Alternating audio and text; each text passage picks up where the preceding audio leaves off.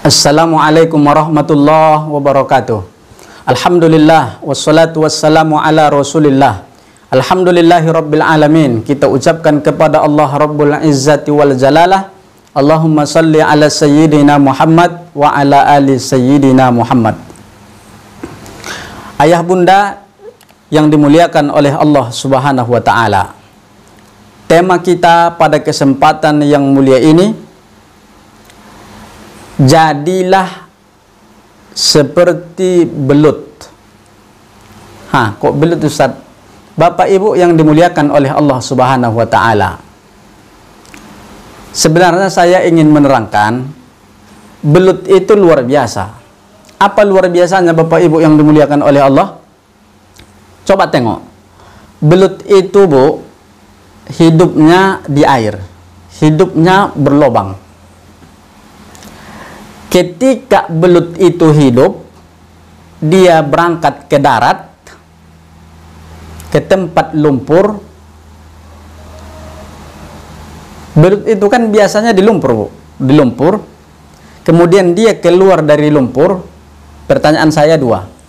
Apakah belut itu kotor atau belut itu tetap bersih?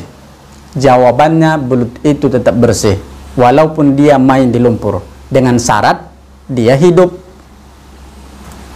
Pertanyaan kedua, belut itu biasa di lumpur, kemudian belut itu mati, dia berada di lumpur. Pertanyaan saya, apakah belut itu kotor atau tidak? Ya, betul, jawabnya kotor. Kenapa? Dia sudah mati. Jamaah kaum muslimin, kaum muslimat yang dimuliakan oleh Allah Subhanahu wa taala. Bagaimanapun belut itu main di lumpur, kalau dia hidup badannya tak kotor. Tapi bagaimanapun dia tak main, hanya diam saja, kalau dia mati, belut itu akan kotor. Artinya Bapak Ibu yang dimuliakan oleh Allah Subhanahu wa taala, ini masalah menghidupkan iman. Iman itu definisinya al-qasdu bil qalbi, diazamkan, dikosatkan di dalam hati, dimantapkan dalam hati. Wa taqriru bil lisan, ditakrirkan di dalam dengan lisan. Wal af'alu bil arkan, diamalkan dengan anggota tubuh. Jadi orang yang beriman hatinya sudah mantap, connect dengan Allah Subhanahu wa taala, sehingga ketika dibacakan Al-Quran, wajilat qulubuhum, hati mereka bergetar. Ketika disebut nama Allah, hati mereka bergetar. Kenapa orang yang beriman itu hatinya bergetar? Karena ada connect dengan Allah. Kalau tak ada connect dengan Allah, hatinya tak mungkin bergetar. Hatinya santai saja mendengarkan azan. Tapi ketika betul imannya hidup, al-qasdu bil qalbi tadi, hatinya bergetar. Wa taqriru bil lisan, orang yang beriman itu lidahnya mengucapkan yang bagus-bagus saja, tak mengupat, tak sumpah serapah, tak memfitnah orang lain, tidak berkata kadzib dusta. Kemudian yang ketiga, wal af'alu bil arkan, orang yang beriman itu nampak daripada perbuatannya, salatnya, puasanya, hal-hal yang dilakukan dengan anggota badan, sedekahnya. Bapak Ibu yang dimuliakan oleh Allah Subhanahu wa taala, kembali kepada pengajian kita. Bagaimana tadi orang yang beriman hidup imannya? Apa persamaannya dengan belut yang hidup? Orang yang beriman hidup imannya di tempat sekotor apapun dia ditempatkan,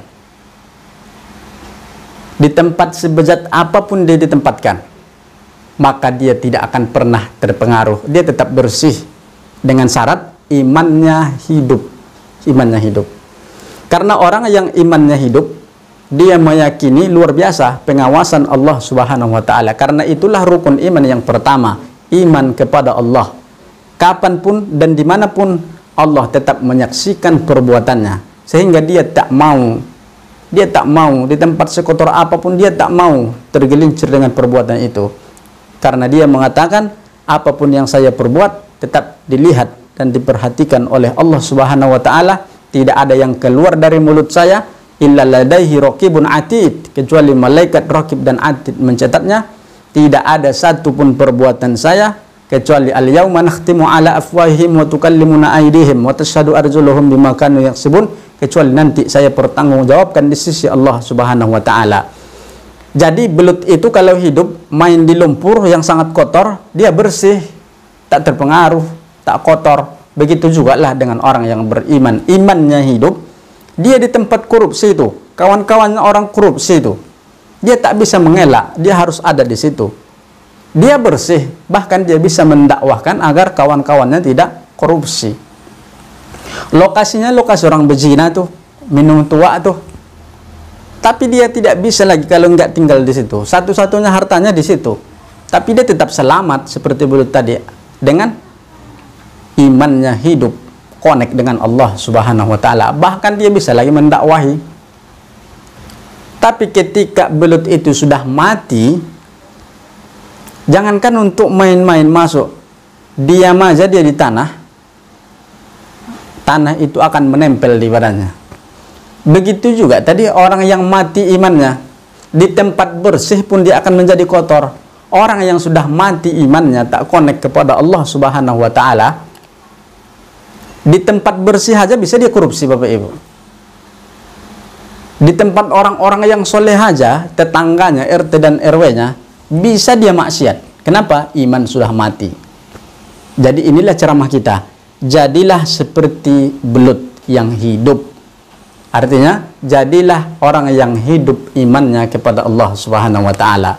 Terima kasih. Assalamualaikum warahmatullahi wabarakatuh.